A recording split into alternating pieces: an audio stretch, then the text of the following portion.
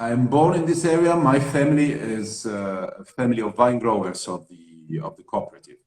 I studied law, commercial law, but I decided that I didn't like to be a lawyer,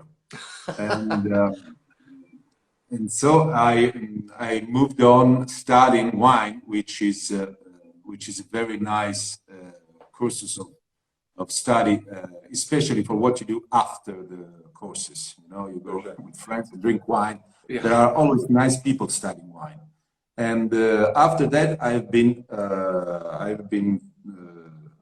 working abroad in France, in Champagne, in Belgium, and then I came back to my region, and I had the chance to join the Cantine San Marzano Vini at the very beginning of the of a big change. I mean, San Marzano has been founded in 1962.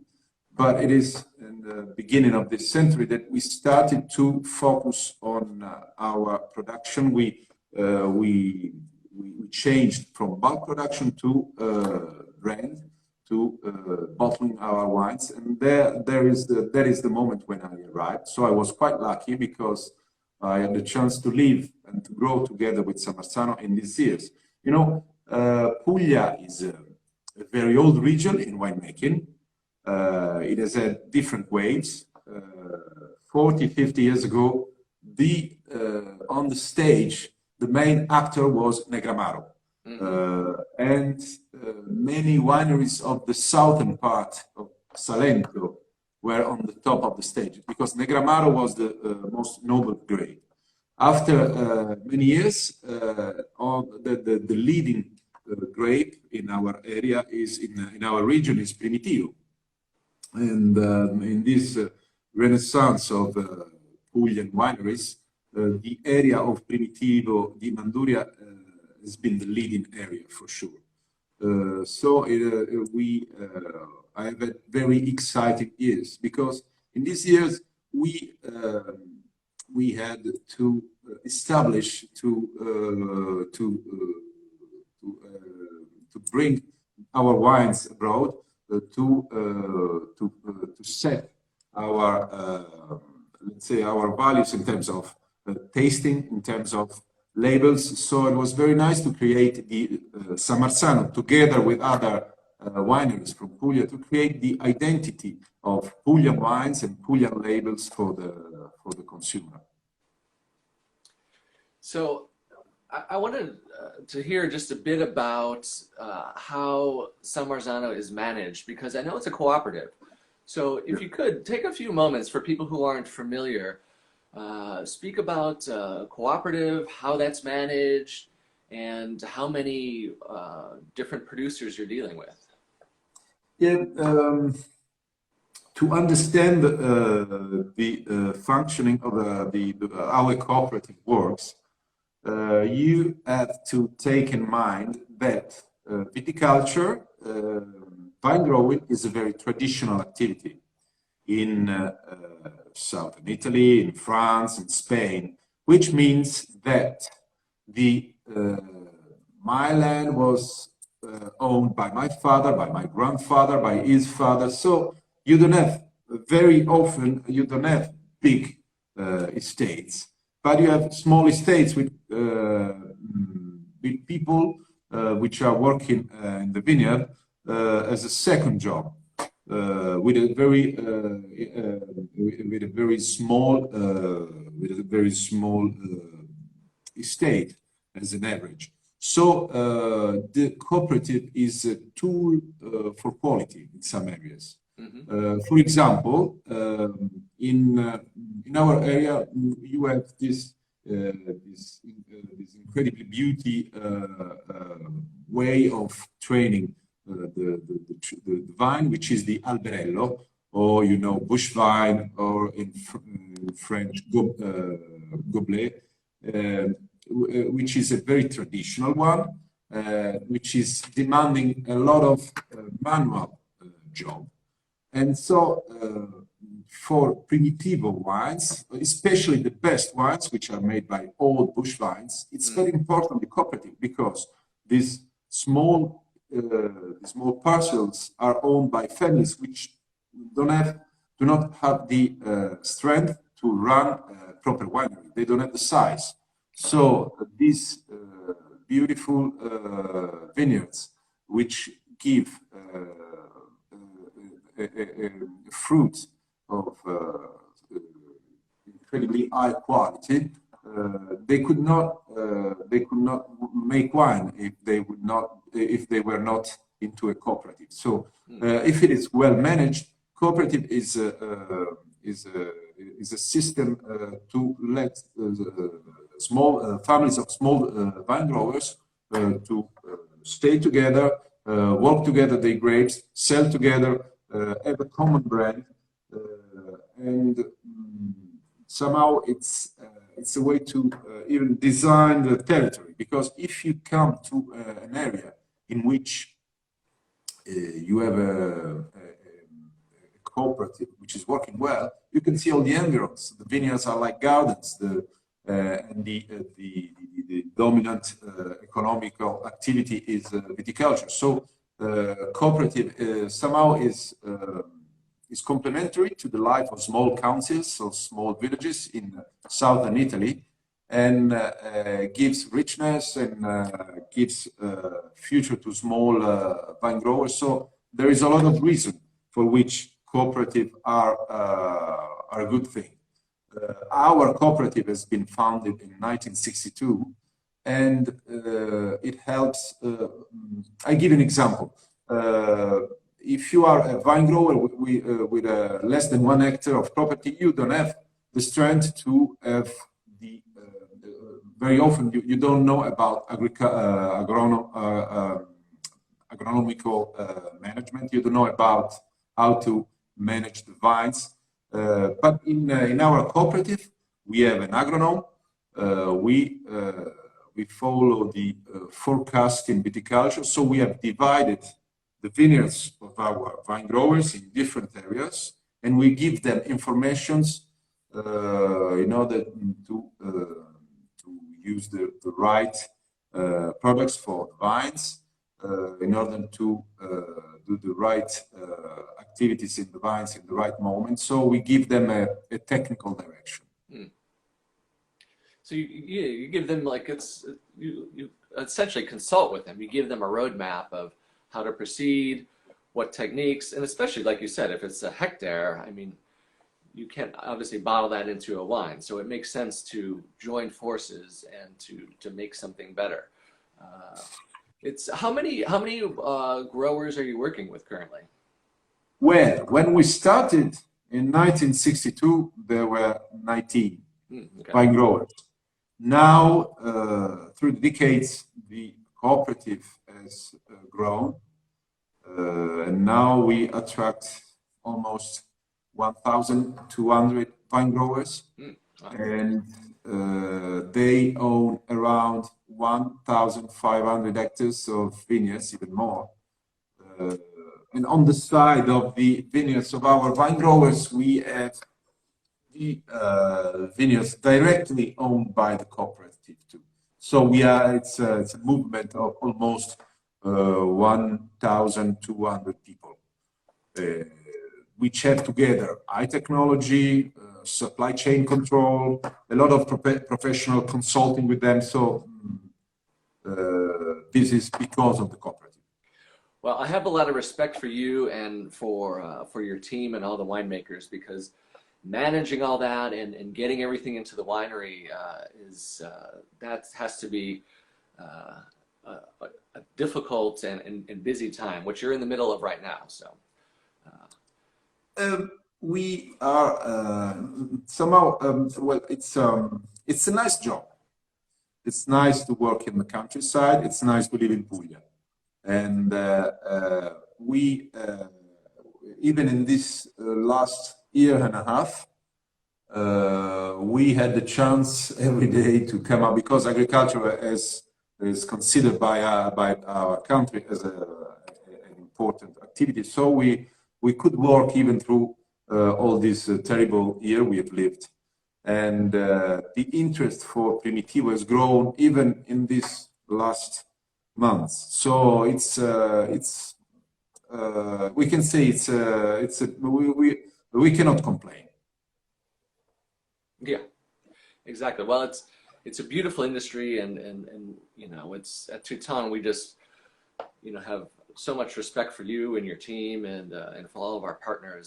I know it's been difficult times, but you continue to impress us and to carry on.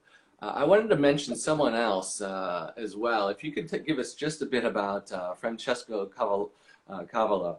He's you know, such a figure at the winery and at the estate. I know he's been there, I think, 40 years at this point. Yes, he is our president since 82.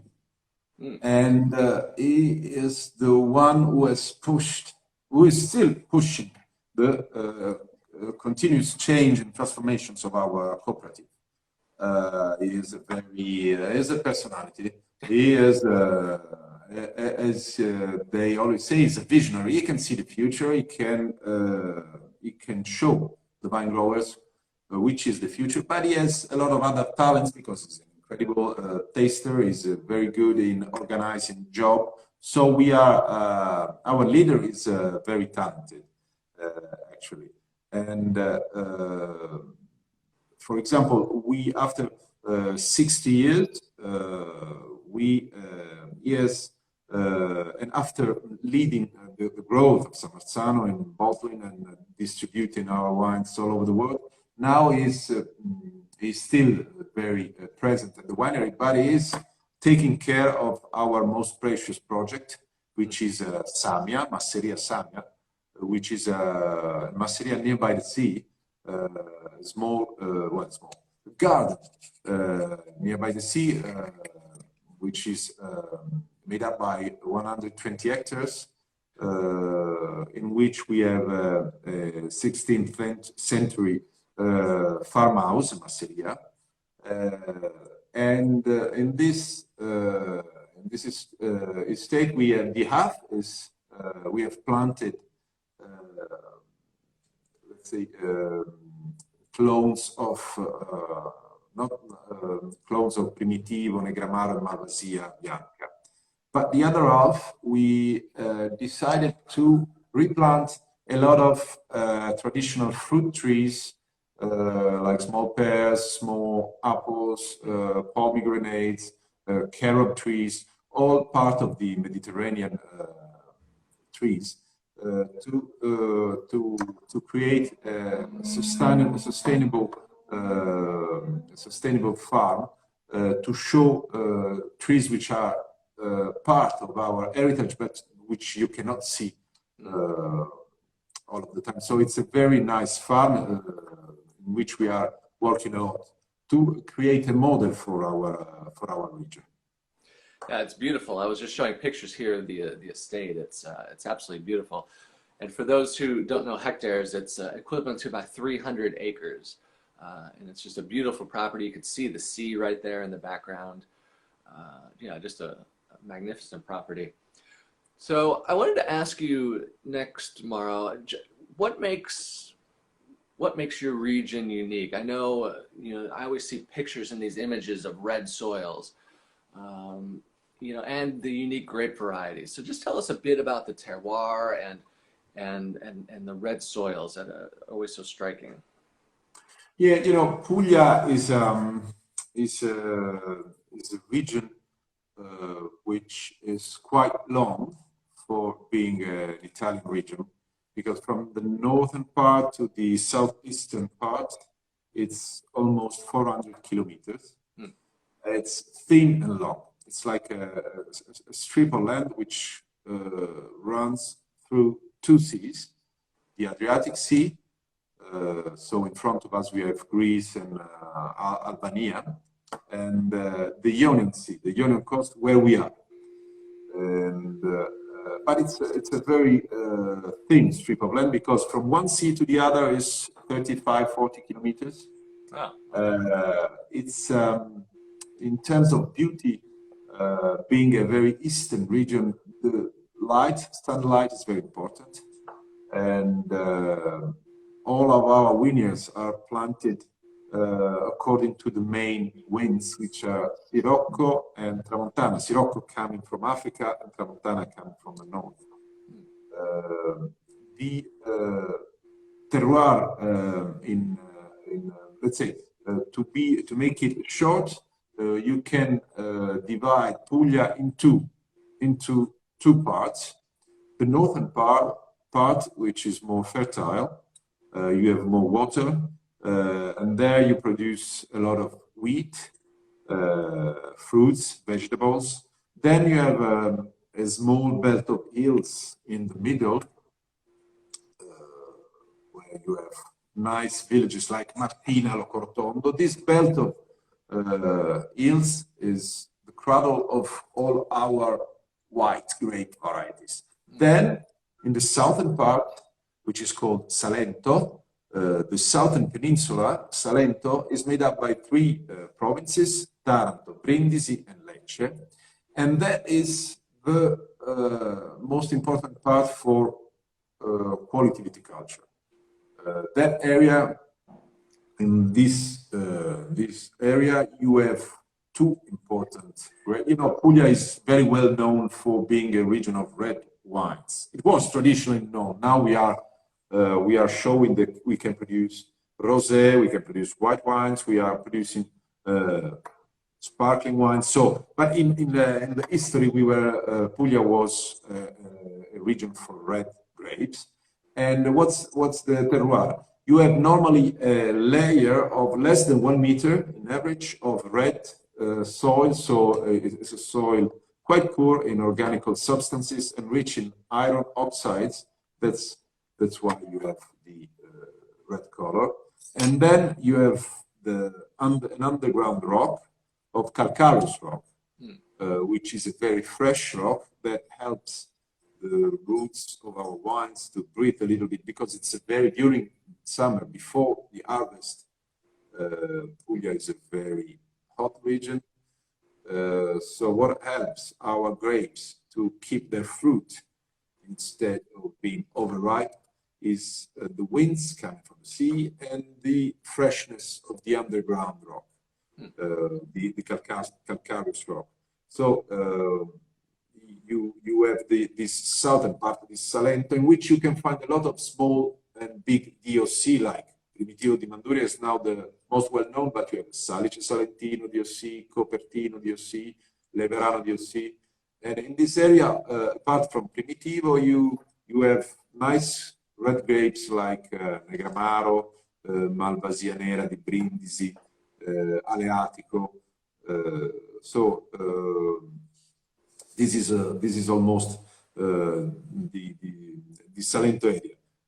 You can find in our Salento some nice hectares. The most important part for quality viticulture is the vineyards with Alberello training system, which is little tree bush vine.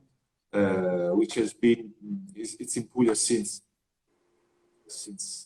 centuries, since 1,000 years. They say it has been brought by Greeks, and you can find Alberello actually in all the traditional and historical area of viticulture. And this is what gives our most important, most beautiful wines. Yeah, it's just a spectacular region. It's beautiful. I need to get down there. I want to speak about a few of the wines specifically, because I know some of the people listening had some wanted to hear and had a couple specific questions. Give us just a few words about Era. White wine, primarily Chardonnay based, but yeah. I just love the aromatics of this wine. Tell us just a bit about this wine if you could. Edda came after, when we started, it was all about Primitivo. And then little, so we distributed our wines all over the world. Then we felt Primitivo is our home. We have been producing and making wines with Primitivo since ever. Then we wanted, because it's people say that it's difficult to have good white wines in warm areas. And we felt that we had incredible good grapes, and that the only part which was missing was the human part. We had to find the right technique. So we started to think about it, and so we found the best grounds for best soils for white grapes, which are yellow soils, almost loamy soils. And we wanted to give value, apart from Chardonnay, which is working very well in Puglia.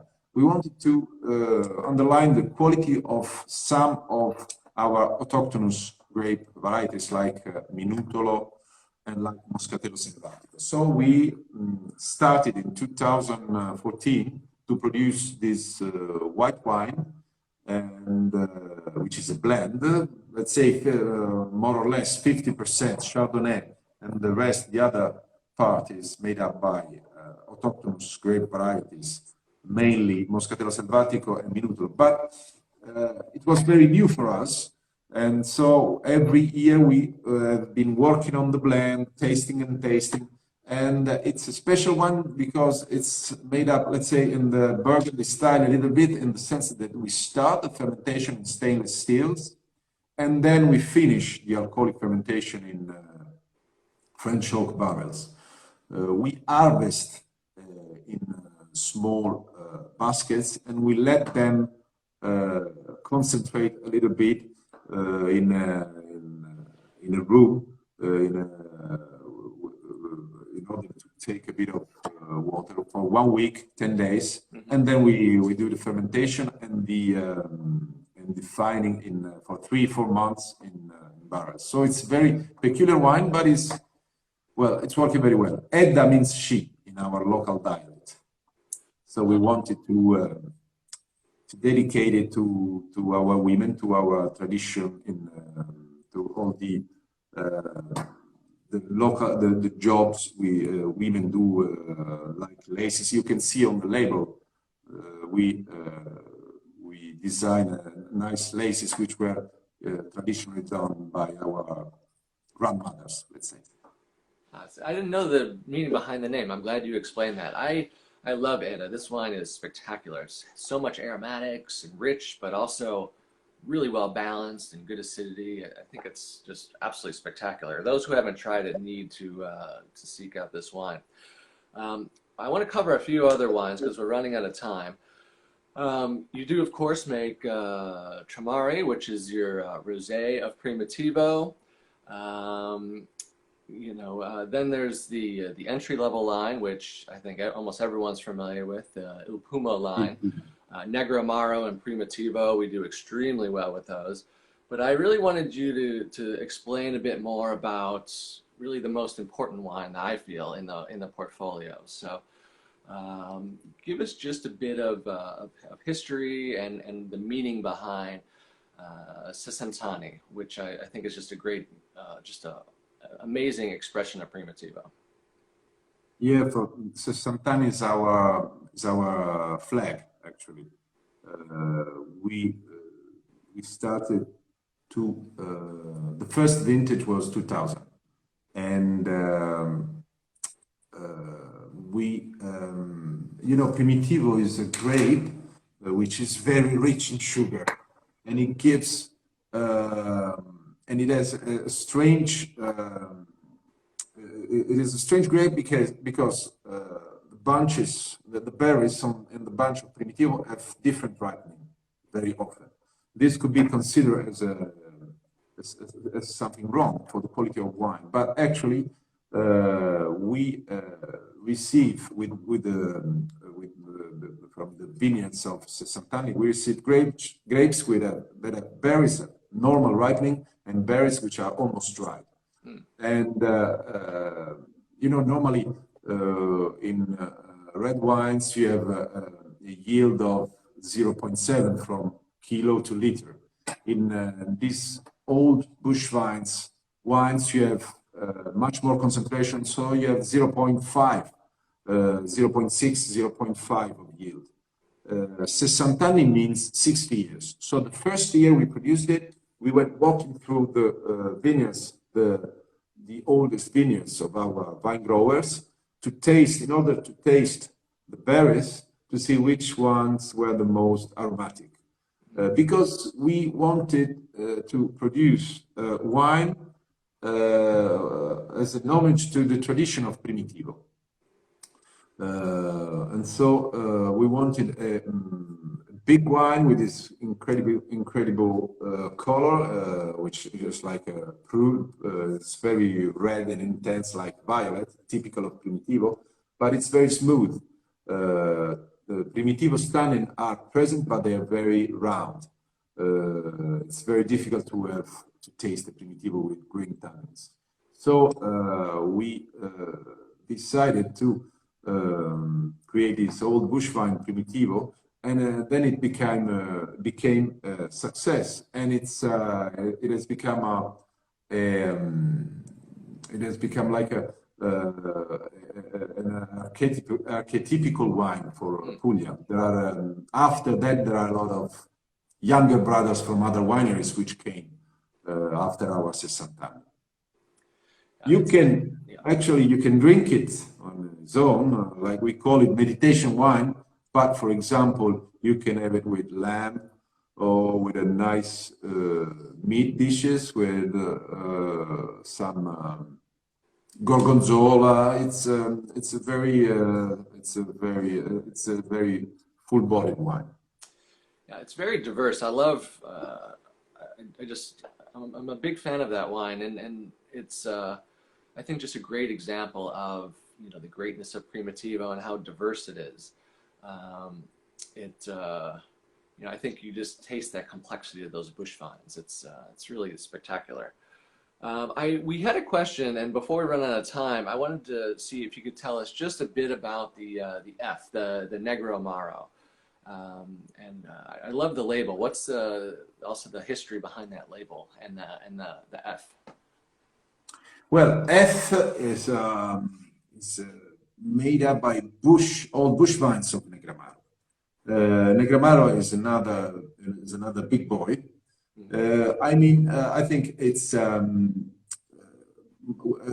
while Primitivo is quite contemporary. I think that Negroamaro, in terms of tasting profile, it's much more classical.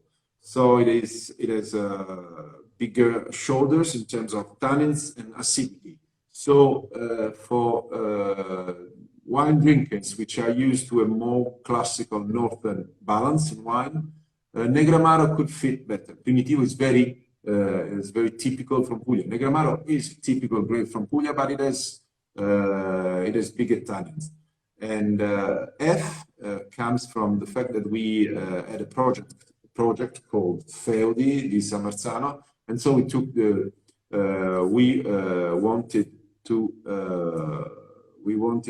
were looking for the best grapes of Negroamaro for this project, and the agronom was tasting different vineyards, old vineyards, the berries, and he was signing an F for the best vineyards. So we took this F for the label.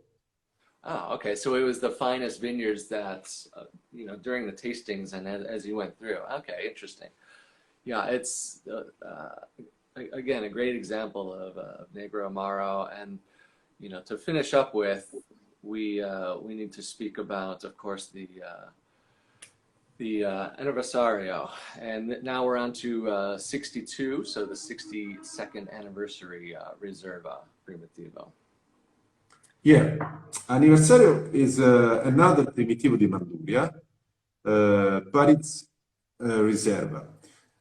We after the big success of 60 anni, which is a very recognizable Primitivo, big Primitivo with a very nice fruit, we wanted to show another nuance of Primitivo, because Primitivo can be very elegant. So we wanted, with the same principle of 60 anni and F, so old bush vines, we wanted to show that Primitivo can have different notes to his music, not only this big massive fruit of his youth. So we we follow a vinification with a longer age refining in barrels, and in the blend of the different parcels of Primitivo, we were looking for more aromas. So we wanted to show that Primitivo could be the Sant'Anni, but can be so big, aromatic, tasty, and somehow sexy and recognizable, and could even be the Anniversario 62 more complex and elegant. It's I tell you, these wines are, you know, even approachable now. The 2017 we have in stock, but they, you know, off the charts with ratings every vintage. You know, these wines are really spectacular and among the best wines in Italy, in my opinion. We just had a question come through. Is Negroamaro a relative of Primativo? Are they related at all? No, I don't think so. I've never heard this. I know that Primitivo has a lot of cousins and brothers and other, like Zinfandel or other on the other coast of the Adriatic, but I've never heard that Primitivo and Negroamaro are relatives. No. And then the follow-up question was Primativo brought to the United States, do you think? It seems like they are related, Zinfandel and Primativo, somewhere. Yeah, it seems that they started from a botanical garden in the Austro-Hungarian Empire, and some of the small vines from this garden, whose name was similar to Zinfandel, with a more German sound. They were sent, but it was a mistake, to United States. So they say genetically they are the same. Right. It's just two different winemaking and vinification system, but they are the same, Primitivo and Zinfandel. And it would be, we often think that it could be interesting to have a festival of the different cousins of Primitivo here in Primitivo. Later we will do it because it's there are a lot of these brothers around the world. No, that's perfect. Thank you so much. Well, we are out of time, but I think we've covered a lot. So we've covered history, the terroir, what makes San Marzano and Puglia and the region unique, and we quickly covered a lot of the wines. So Mauro, I just want to thank you again for your time. We've learned a lot, and I think it gives me the feeling that we're just scratching the surface, and I need to learn more. So hopefully we'll be able to visit you maybe next year. So Thanks, yeah. So